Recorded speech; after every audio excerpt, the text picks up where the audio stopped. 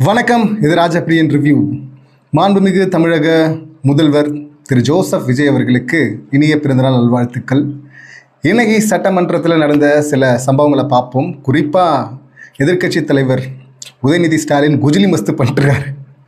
குஜிலி மஸ்துன்னா என்னென்னா, ட்ரோல் பண்ணாலும் குஜிலி மஸ்து, ட்ரோல் பண்ணப்பட்டாலும் குஜிலி மஸ்து அப்படின்றாங்க. எல்லாரும் யூஸ் பண்ணுறதுனால நம்மளும் அதை சொல்கிறோம். நிஜமாக குஜிலி மஸ்து தான் பண்ணிட்டாரு. 3 சம்பவம். ஒன்று சட்டம் ஒழுங்கு பிரச்சனை, விவசாயிகள் போராட்டம், மின்வெட்டு பிரச்சனை. இதில் ரொம்ப கலாய்க்காமல் ஆனால் சிம்பிளாக ஷார்ப்பாகவே சொல்லியிருந்தார். அதுலேயும் ஒரு நெத்தி அடி இருந்துச்சுன்னு வச்சிங்களேன். இவர் முதல்வர் அவர்கள் முன்னாடி என்ன சொன்னார், அடுத்த ஜென்மத்தில் நான் விவசாயியாக பிறக்கணும்னு ஆசைப்பட்றேன் அப்படின்லாம் பஞ்செல்லாம் பேசினார். விவசாயி ஆகிறதுக்கு எதுக்கு அடுத்த ஜென்மம், இந்த ஜென்மத்திலே ஆகலாம். அது இல்லாமல் கடனெல்லாம் முழுமையாக தள்ளுபடி பண்ணுறேன்னு சொல்லிட்டு இப்போ பல ஸ்லாப் வைக்கிறீங்க உள்ள. அவங்க போராட வர்றாங்க. மேட்டூரில் தண்ணியை திறந்து விடல, பிரச்சனை இருக்குது. போராட வந்தால் தடியடி நடத்துறீங்க. என்ன பஞ்செல்லாம் அப்படி இருக்குது, ஆனால் இங்கே எப்படி இருக்குது சம்பவம் அப்படின்னு சொல்லிட்டு அந்த பக்கம். இப்போ அடுத்த 2 சம்பவம் தான் ரொம்ப முக்கியம். இங்கே இதில் தமிழ்த்தாய் வாழ்த்து அந்த விஷயம் சொல்கிறாங்க. அது தொடர்ந்து சொல்லிட்டு இருந்தாலும் பார்த்தீங்கன்னா புரிஞ்சும் புரியாத மாதிரி அந்த பக்கம் நடிச்சிட்டு இருக்காங்க. தமிழ்த்தாய் வாழ்த்து பற்றி பேசும்போது முதல்ல தமிழ்த்தாய் வாழ்த்து பாடப்பட்டது ஓகே. தேசிய கீதம் மட்டும் எதுக்கு 2 முறை?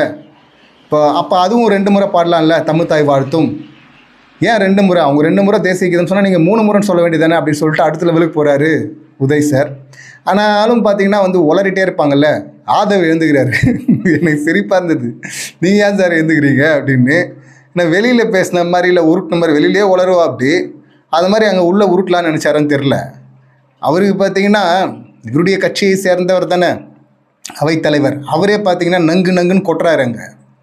இங்கே போகிற போக்கில் அடித்து விடுறது. கடந்த 3-4 வருஷமாக தமிழ்த்தாய் வாழ்த்தே பாடப்படலைன்னதும் பார்த்தீங்கன்னா எதிரில் எல்லாரும் கத்துறதும் பார்த்தீங்கன்னா இருங்க நானே சொல்லிடுறேன். அவருக்கு புரியுற மாதிரி நானே சொல்லிடுறேன்னு சொல்லிட்டு அவைத்தலைவரே அங்கே சொல்கிறாரு. அதெல்லாம் போய் பாடப்பட்டது அப்படின்னு சொல்லிட்டு. தேவையா? இல்லை அது ஆளுநர் போனதுக்கப்புறம் பண்ணீங்க, அதுக்கும் கத்துறாங்க. எதுவுமே தெரில, போகிற போக்கில் அடித்து விட்றது அப்படியே. இதில் அடுத்த சம்பவம் தான் ரொம்ப முக்கியங்க. இவங்க தெரிலன்னு இந்த விஷயத்தில் சொல்லவே கூடாது. இங்கே கேம்பெயின் பண்ணிங்க, கண்டெஸ்ட் பண்ணிங்க. அப்போதுலேருந்து நீங்கள் பேசுகிறீங்க, குற்றச்சாட்டை வச்சுக்கிட்டே தானே வந்தீங்க. அப்புறம் தானே ஜெயிச்சிங்க தேர்தல் நின்று.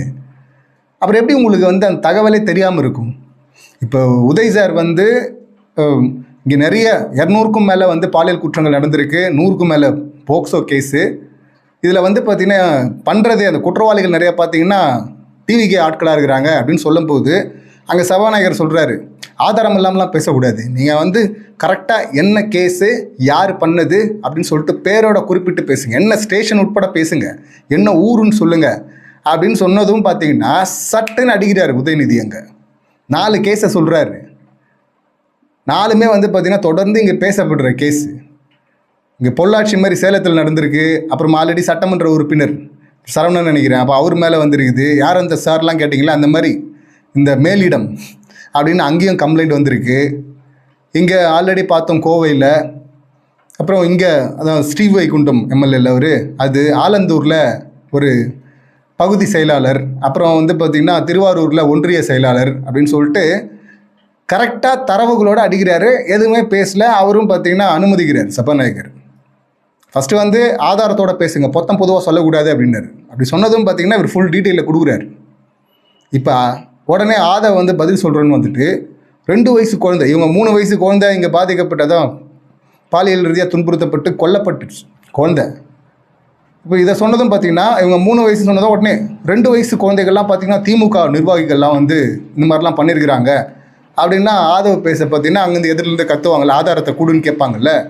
அந்த மாதிரி கேட்டதும் பார்த்தீங்கன்னா என்ன பண்ணும், இப்போவும் சபாநாயகர் சொல்கிறாரு, எப்பா அது மாதிரி நீயும் பொதுவாக பேசாதப்பா, ஆதாரத்தை கொடுப்பா, என்ன ஊர், பேர், எந்த நபர், என்ன ஸ்டேஷன், என்ன வழக்குன்னு சொல்லுப்பா டீட்டெயிலாக அப்படின்னதும் சொல்லணும்ல. ஒரு கேஸாவது சொல்லணும்ல.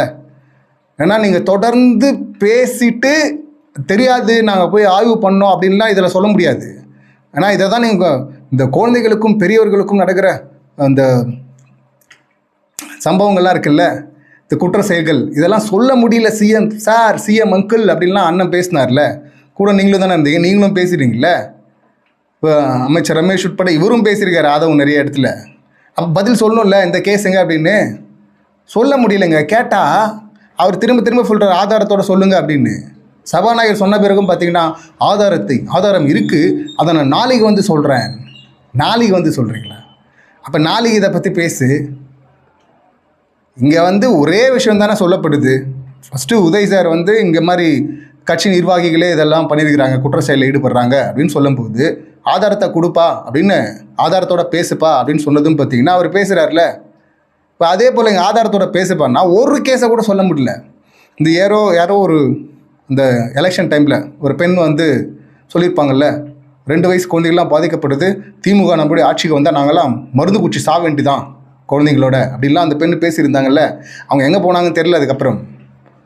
அந்த மாதிரி பேசிட்டு யாரோ போயிடலாம். பட் இப்போ அமைச்சர்னா குறைஞ்சபட்சம் ஒரே ஒரு கேஸை கூட உங்களால் சொல்ல முடியலையா? கேட்டால் ஆதாரத்தை நாளைக்கு கொடுப்பேன்றீங்க. நாளைக்கு இன்றைக்கி பேசிட்டு நாளைக்கு ஆதாரத்தை வந்து கொடுப்பீங்களா? இதுக்கெல்லாம் தனியாக நீங்கள் போய் ஆய்வு பண்ணுமா? தேவையே இல்லைல்ல. அப்போ எந்த அடிப்படையில் இத்தனை நாளாக இத்தனை மாதமாக நீங்கள் குறை சொல்லிட்டு இருந்தீங்க? இந்த 1.5 மாதம் மட்டும் கிடையாது, இவங்க வந்து எலெக்ஷன் கேம்பெயின் பண்ணதுலேருந்து எடுத்துக்கணும் நம்ம டைமை. அப்போ அவ்வளோ நாள் நீங்கள் குற்றம் சொல்லி தானே வந்தீங்க. அப்போ ஏன் சார் சொல்ல முடியல? எந்த ஊர் என்ன கேஸ்னு ஏன் சார் சொல்ல முடியல? கேட்டால் நாளைக்கு கொடுப்பேன் அப்படிங்கிறாண்டி.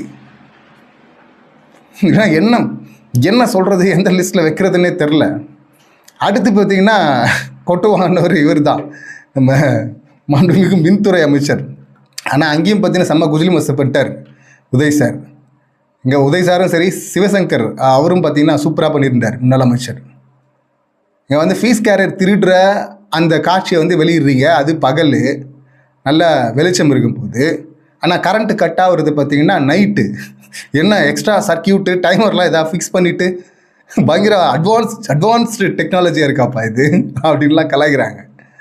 எப்படிப்பா காலைல ஃபீஸை பிடுங்கினா வந்து நைட்டு கரண்ட்டு கட் ஆகும், எக்ஸ்ட்ரா சர்க்கியூட்லாம் தான் வச்சு டைமர்லாம் ஃபிக்ஸ் பண்ணியிருக்காங்களாப்பா அப்படின்லாம் கலாய்க்கிறாங்க கேட்குறாங்கல்ல.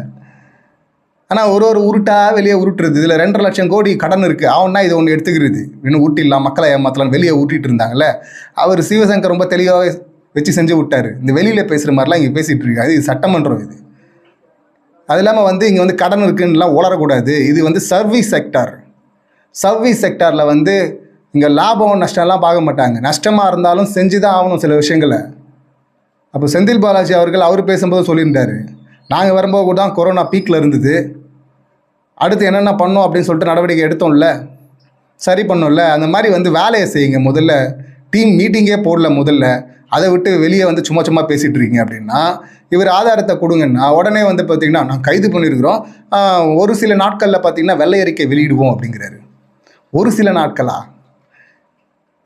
40 நாளாக இருக்காருங்க. எத்தனை ப்ரெஸ்ஸில் வந்து பார்த்திங்கன்னா ப்ரெஸ் மீட்டிங்கில் வந்து இஷ்டத்துக்கும் அடிச்சு விட்ருக்கா. அப்படி திமுக திட்டமிட்டு பண்ணுது, ஃபீஸ் கேரரை பிடுங்குறாங்க, ஒரு காரணமாக சொல்லிட்டு வந்திருக்கிறாருல.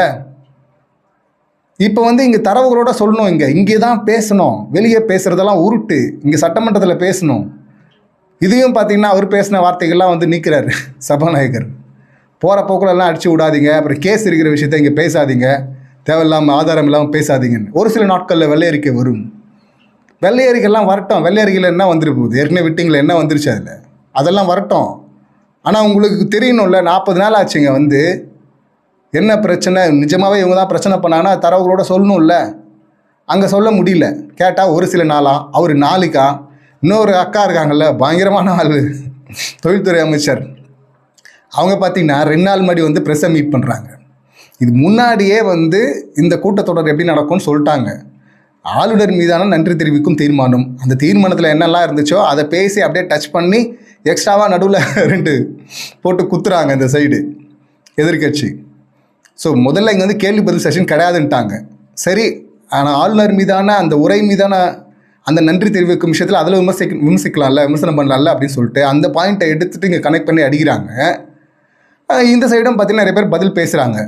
இப்போ ஆதவ் அவர்கள் பேசினாருக்கிட்டும் நிறைய பேர் பேசினாங்கல்ல. ரமேஷ் அவர் பேசினார், அமைச்சர் ராஜ்மோகன் உட்பட. இந்த பக்கம் முக்கியமாக ஆனந்த் அவர் பேசினார். ஆனந்த் பேசும்போது நடந்த காமெடியெலாம் வேறு. அதாவது பேசிக் மேத்தமெட்டிக்ஸுங்க. இது வந்து ஃபஸ்ட்டு அவர் பார்த்து தான் வாசிக்கிறார். 176 டிஎம்சி அப்படிங்கிறாரு, 176.25 அப்படிங்கிறாரு. எதிரிலேருந்து அங்கே சத்தம் வருது. உடனே வந்து இந்த பக்கம் சபாநாயகர் சொல்கிறாரு, இல்லைப்பா அது 25 இல்லைப்பா, 0.25பா அப்படிங்கிறாரு. அதை கூட காதில் வாங்கலை. அடுத்து இமிடியேட்டாக வந்து 176 177.25 அப்படிங்கிறாரு. 2 முறை வந்து சபாநாயகர் அங்கே சொல்கிறாரு, 25 இல்லை, இருங்க நான் சொல்கிறேன், நான் சொல்லித்தரேன் அப்படின்னு சொல்லிட்டு அவரே சொல்கிறாரு, 25 இல்லைப்பா 2.5 அப்படின்ட்டு. திரும்பவும் 25ன்றாருங்க இவர். 177.25 புள்ளிக்கு அப்புறம் வந்து சேர்த்தெல்லாம் படிக்கக்கூடாது. புள்ளிக்கு அப்புறம் வரதெல்லாம் நம்பரை தான் சொல்லணும். இது பேசிக் விஷயம் இல்லை. ஆனால் இது தெரில. இவர் தான் பொதுச் செயலாளர், அமைச்சர். அந்த பக்கம் பார்த்தீங்கன்னா முன்னாடியே அவர் சட்டமன்ற உறுப்பினர்லாம் இருந்திருக்காரு புதுச்சேரியில். ஆனால் பொதுச் செயலாளருக்கு தெரியலையே அந்த பேசிக் எவ்வளோ கணக்கு வழக்கெல்லாம் பார்த்துருப்பாரு. புள்ளிக்கு அப்புறம் வந்து 25ன்னு படிக்கக்கூடாதுன்னு கூட தெரில. அது அத்தனை முறை கரெக்ட் பண்ண வேண்டியதாக இருக்குது. 3வது முறையாக அவர் சபாநாயகர் சொல்கிறாரு, அது அப்படி இல்லைங்க, 25 இல்லைங்க, 0.25 அப்படின்னு சொல்லணுங்க. அப்படி சொன்னதும் ஓ அப்படியா அப்படின்றாரு. ஓ அப்படியாவா? அதாவது இதை பார்க்கும்போது விவேக் சார் காமெடி இருக்கும்ல, அந்த ஆவை எழுதிட்டு தெரியுதா இங்கே தெரியுதான்னு கிட்ட எடுத்துட்டு வந்தா தெரியல, ஏன்னா ஆனாவே தெரியாது அவனுக்கு அப்படின்னு தான், ஓ இதுதான் ஆவா அப்படின்னாங்கல்ல.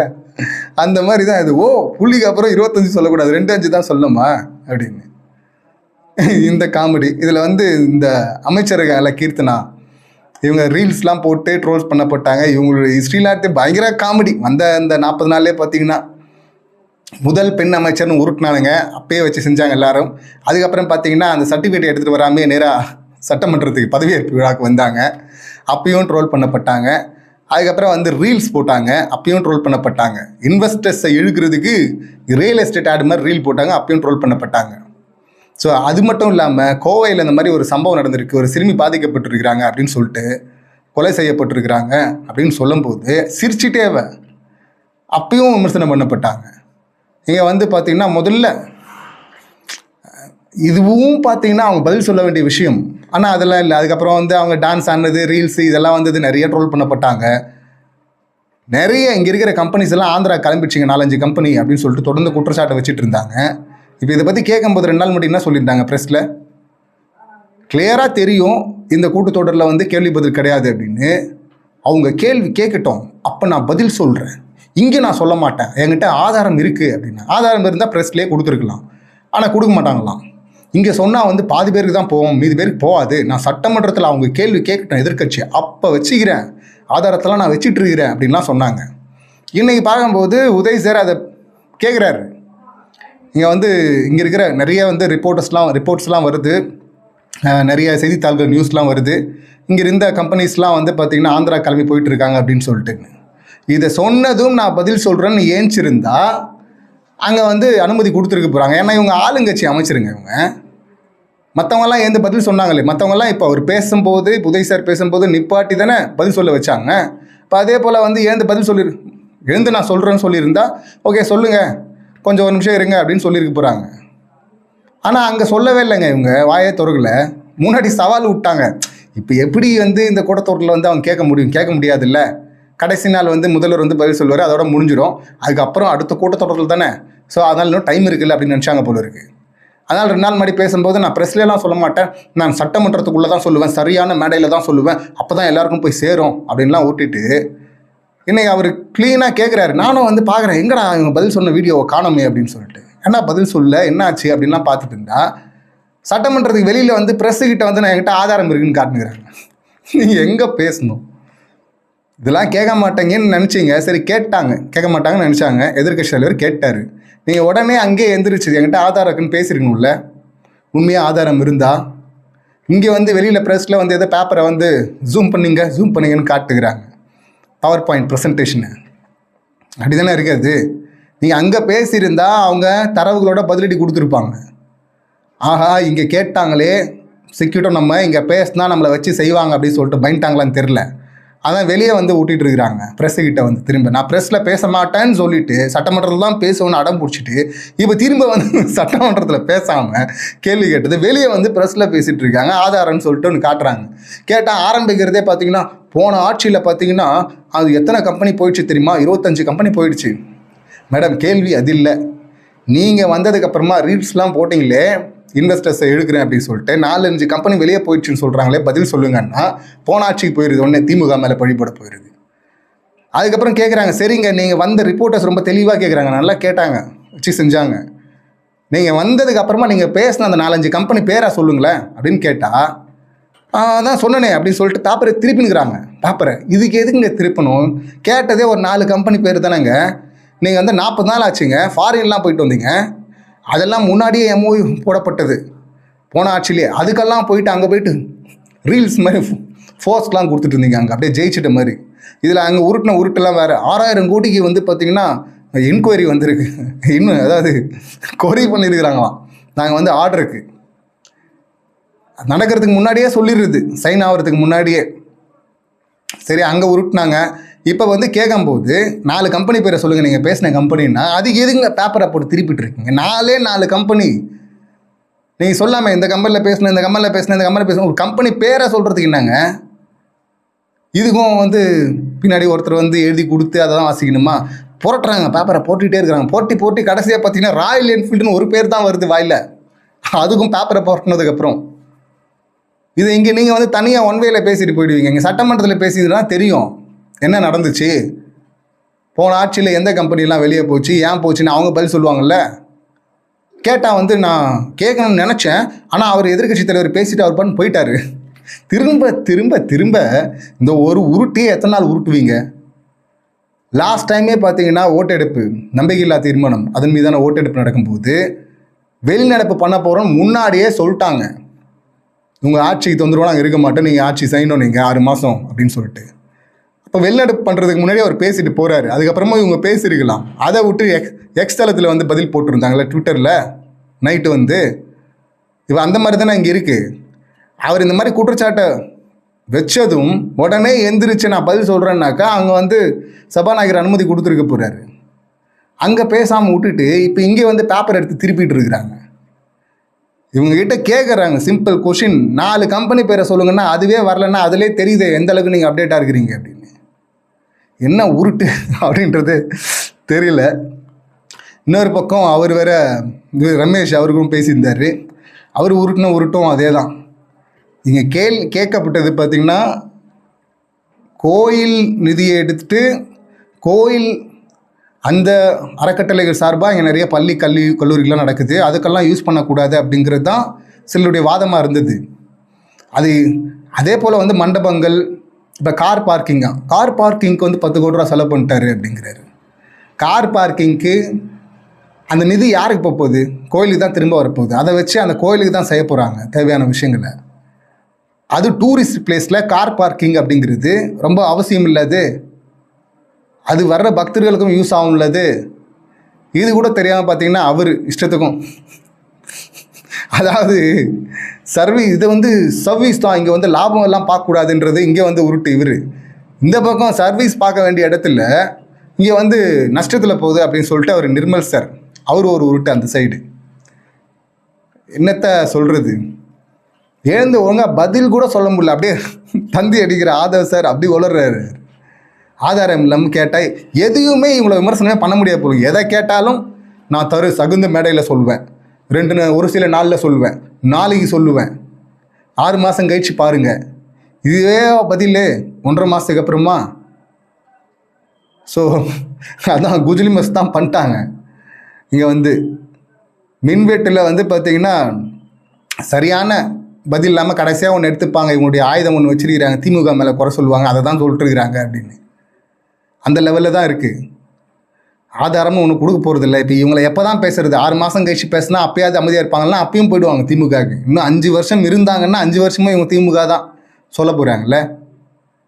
பேசிக் லெவலில் கூட அப்டேட் ஆகாமல் என்ன காமெடி, என்னத்தை சொல்கிறதுன்னு தெரில. ஆனால் சிறப்பாக தான் இருந்துச்சு. இதில் ஒரே ஒரு காமெடின்னா இவங்க பிரேமலதா மேம் தான் ஆக்சுவலாக அவங்க வந்து வாழ்த்துக்கெல்லாம் சொல்லிவிட்டு இங்கே வந்து தண்ணீர் வந்து டம்ளரில் எடுத்துகிட்டு வந்து கொடுக்குறாங்க. அவங்க கேட்க அவர் வந்து பார்த்தீங்கன்னா எடுத்துகிட்டு வந்து ஊற்றிட்டே இருக்கிறாங்க பணியாளர்கள். இது அவங்களுக்கும் கஷ்டம், எதுக்கு இவ்வளோ அவங்களுக்கு கொடுக்கணும்? அதுக்கு பதில் ஒரு வாட்டர் பாட்டில் வச்சுருங்களேன், வச்சுட்டா அந்த வாட்டர் பாட்டிலை வச்சு நாங்கள் யூஸ் பண்ணிப்பில்ல தண்ணியான்னு சொன்னதும் இருக்கார்ல ஓபிஎஸ் வந்து எந்திரிச்சு ஆக்சுவலாக ஓபிஎஸ்க்கு வந்து அவர் பேசிட்ட ஒரு நிமிஷம் இருங்க, அவர் பேசுவார். இதுதான் கீர்த்தனா அவர்களுக்கு சொல்லணும். என்ன கீர்த்தனா எவ்வளோ பெருசாக விட்டுறாங்கன்னு பார்த்தேங்க. பிரேமலதா அவர்கள் பேசும்போதும் சரி, இல்லை உதய் சார் பேசும்போதும் சரி, மற்றவர்கள் பேசும்போதும் சரி, இமிடியேட்டாக மற்ற அமைச்சர்கள் பதில் சொல்லணும் அப்படின்னு சொல்லிட்டு அவங்க டைம் கொடுத்தாங்க, அவங்க ரெடியாக இருக்கும்போது. ஈவன் பிரேமலதா மேம் பேசும்போதே ஒரு நிமிஷம் இருங்க அப்படின்னு சொல்லிட்டு ஓபிஎஸ்ஸை பேச சொல்கிறாரு, அவர் பதில் சொல்ல வர்றாரு. அப்படி டைம் கொடுத்தா இப்போ இவங்க எந்திரிச்சா தானே வந்து பேச அனுமதிப்பாங்க. ஆனால் வந்து அதுக்குள்ளே எதிர்கட்சி தலைவர் போயிட்டார் பேசி முடிச்சுட்டேன்னா. அவர் பேசி முடிகிற வரையும் நீங்கள் எந்திரிக்கவே இல்லை. அதுதானே இங்கே நடந்த காமெடி என்னன்னா, ஓபிஎஸ் அவங்க வந்து வாட்டர் பாட்டில் வைக்க சொன்னால் இவர் ஏச்சு அதெல்லாம் வந்து ஏற்றுக்க முடியாது, அது நல்ல கருத்து தான், ஆனால் அதெல்லாம் ஏற்றுக்க முடியாது அப்படின்னும் போதே சிரிச்சிட்டாங்க சிலர், புரிஞ்சுக்கிட்டு. சிலருக்கு புரியல. அப்புறமா அவர் சொல்கிறார், கோவம் வந்தால் வாட்டர் பாட்டில் தூக்கி அடிச்சிருவாங்க நீங்கள் வேறம்மா அப்படின்னு சொன்னதும் பார்த்தீங்கன்னா எல்லாருமே பயங்கரமாக சிரிச்சிட்டாங்க, விஜய் சார் உட்பட.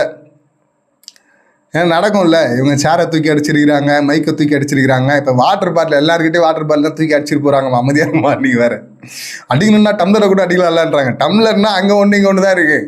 வாட்டர் பாட்டில் எல்லாருக்கிட்டையும் ஒவ்வொருத்தருக்கும் வைக்கணும்ல, வச்சு தூக்கி அடித்தாங்கன்னா என்ன ஆகுறது அப்படின்னு போது அவங்களே சிரிக்கிறாங்க. அவர் வந்து ஒரு செம்ம ஃபண்டு, ஒரு காமெடி ஒன்று பண்ணிட்டு போயிட்டார். ஸோ பார்க்குறதுக்கு சிறப்பாக தான் இருந்த சம்பவங்கள்லாம்.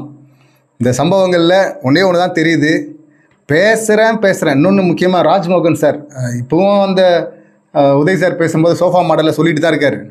ஆனால் அதுக்கு கூட பார்த்தீங்கன்னா சில கேள்விக்கெல்லாம் சபாநாயகரே பதில் சொல்லிடுறாரு. இந்த பக்கம் பேச விடுவார்னு பார்த்தா, ஆனாலும் பார்த்தீங்கன்னா பதிலடி நாங்கள் கொடுப்போம் அப்படின்னு சொல்லிட்டு 3 3 சீட்டர் சோஃபா வந்து இப்போ 5 சீட்டர் சோஃபா ஆகிருக்கு. பெருசாக போகுது சோஃபா, புஷ்பா சோஃபா அப்படின்லாம் சொல்லிட்டு இவர் கலாய்க்க. இந்த பக்கம் பட்டிமன்ற பேச்சாளர் வந்தால் என்ன பேசுவார், அவனா வந்துட்டார் ராஜ்மோகன். அவர் வந்துட்டு பார்த்தீங்கன்னா ஏதாவது பதில் சொல்லுவாரான்னு பார்த்தா பட்டிமன்றத்தில் பேசுகிற மாதிரியே உருட்டுறாரு. வந்து நாங்கள் வந்து சோஃபா வந்து அவங்க வாங்கினாங்க, நாங்கள் வந்து பிளாஸ்டிக் சேர்லாம் போட மாட்டோம். என்னென்னா பிளாஸ்டிக் சேர் போட்டு கடந்த ஆட்சியில் அமைச்சர் ஒருத்தர் பேசிகிட்டு இருக்கும்போது சோஃபாவில் உட்காந்து எதிரில் பார்த்தீங்கன்னா தொல் திருமாவளவன் சார் வந்து பிளாஸ்டிக் சேரில் உட்காந்துருப்பார். அது பாருங்கள் தீண்டாமை அப்படின்லாம் எடுத்து போட்டு பரப்பிட்டு இருந்தாங்க. அப்போவே அதுக்கு பதிலடி கொடுத்துட்டாரு திருமாவளவன் சார். இது வந்து பக்கத்தில் அங்கே கொஞ்சம் தள்ளி இருந்தது சோஃபா, நான் தான் தூரமாக இருந்தால் பேசுகிறது வசதியாக இருக்கான்னு சொல்லிட்டு பிளாஸ்டிக் சேர் கேட்டு பக்கத்தில் உட்காந்தேன் அப்படின்னு சொல்லிட்டு இது வேணும்னே காழ்ப்புணர்ச்சி காரணமாக பரப்புகிறாங்கன்னு அவர் பதில் கொடுத்துட்டாரு. ஆனாலும் இன்றைக்கி சட்டமன்றத்தில் வந்துட்டு திரும்ப நாங்கள் பிளாஸ்டிக் சேர் போட மாட்டோம், நாங்கள் சோஃபா போடுவோம். நான் இதெல்லாம் பட்டிமன்றத்தில் பேசுகிறதுண்ணே, இதுக்கு பதிலாம் அப்போயே கொடுத்துட்டாங்கண்ணே. அது எப்படி சொல்கிறது, நம்ம ஆதாரம் கேட்டாலும் கொடுக்க மாட்டாங்க. இது வந்து ஏற்கனவே பதில் கொடுத்ததுக்கு பார்த்தீங்கன்னா இப்போ திரும்ப அதே உருட்டுவாங்க. இதெல்லாம் நீங்கள் வெளியில் பேசலாம், சட்டமன்றத்துக்கு வெளியில். சட்டமன்றத்துக்குள்ளே இப்படியெல்லாம் உருட்டக்கூடாது. அதுவும் இன்னும் கேள்வி பதில் செஷன்லாம் வரும்போது தான் தெரியும் உங்களை எப்படி வச்சு செய்கிறாங்க அப்படின்னு சொல்லிட்டு. இப்போவே செஞ்சுட்டு தான் இருக்காங்க, குஜிலி பஸ் பண்ணிட்டு தான் இருக்கிறாங்க. செம்ம காமெடியாக தான் இருக்குது. அப்போ இப்போ ராஜ்மோகன் கூட எழுந்து பதில் சொல்லல. அவர் கூட அமைச்சர் ஆதவ்கிட்ட தான் வந்து அவர்கிட்ட தான் ஆதாரம் இல்லை, அவர் நாளைக்கு எடுத்துகிட்டு வர்றேன்றாரு. நீங்கள் எழுந்து சொல்ல வேண்டியதானே, எந்த கேஸு, எந்த திமுக நிர்வாகி, 2 வயசு குழந்தை. இந்த ஆட்சி வந்ததும் முதல் அரெஸ்ட்டே பார்த்தீங்கன்னா இந்த ஆர்கே நகரில் அங்கே மரியம் வில்சன் நீதின்னு படித்தார்ல, நீதி பற்றாக்குறைன்னு அவர் கீழே வேலை செஞ்சுட்டு இருந்த அந்த snake Dinesh first POCSO case. இந்த போக்சோ கேஸ்ன்னு சொல்லும்போது கூட திரும்ப ஆதவ் சார் போஸ்கோன்றிருக்க. போஸ்கோ இல்லை சார், அது போக்சோ. என்னத்தை தான் சொல்கிறேன், ஒரு முறை டங் ஸ்லிப் ஆகலாங்க, அது பிரச்சனை இல்லைங்க. 2 முறை கூட ஓகேங்க. திரும்ப அதே தான் படிச்சுட்டு இருக்காரு அவர். ஆதாரத்தை கேட்டால் நாளைக்கு எடுத்துகிட்டு வராராம். மற்ற அமைச்சர்லாம் அண்ணா இது கூட தெரியாது அவங்களுக்கு, ஒரு கேஸ் கூட சொல்ல முடியாங்க. ஆனால் உங்கள் கட்சியில் தொடர்ந்து இது மாதிரி தான் மாட்டிகிட்டு இருக்கிறாங்க. அந்த போக்சோ கேஸில் ஃபஸ்ட்டு மாட்டினது இந்த ஸ்னேக் பாபு மாதிரி ஸ்னேக் தினேஷ், அவர் தானே மாட்டினது ஃபஸ்ட்டு. ஸோ இந்த மாதிரி பார்த்தீங்கன்னா அந்த பக்கம் லிஸ்ட்டு கேட்டால் அட்டிக்கிறாங்க, இந்த பக்கம் ஆதாரத்தை தருவாங்களாம். வந்து குறை சொல்லியே வந்தவங்க ஆதாரமே இல்லாமல் அப்போ குறை சொல்லிட்டு இருந்திருக்காங்க அப்படின்னு அப்பட்டமாக தெரியுதா? இதுதான் அது. சட்டமன்றம் நாளைக்கு சார் மட்டும் தான் பேச போகிறார், முதலமைச்சர் பேச போகிறாரு. நடுவில் சான்ஸ் மற்றவங்க கொடுக்க போடுமான்னு தெரில. இருந்தாலும் இப்போதைக்கு தப்பிச்சிருக்கிறாங்க, அதாவது கொஞ்சமாக செய்யப்பட்டு தப்பிச்சிருக்கிறாங்க. தொடரும் செய்கை அப்படின்னு தான் நினைக்கிறேன். பார்க்கலாம் என்னெல்லாம் நடக்குது. இன்னும் நிறைய காமெடிலாம் நடந்திருக்கு, அதெல்லாம் நாளைக்கு பேசுவோம். இந்த சம்பவங்களை நீங்கள் எப்படி பார்க்குறீங்க, உங்கள் கருத்துக்கள் என்ன அப்படிங்கிறது கமெண்ட் பண்ணுங்கள். மீண்டும் அடுத்த வீடியோவில் சந்திக்கலாம். நன்றி, வணக்கம்.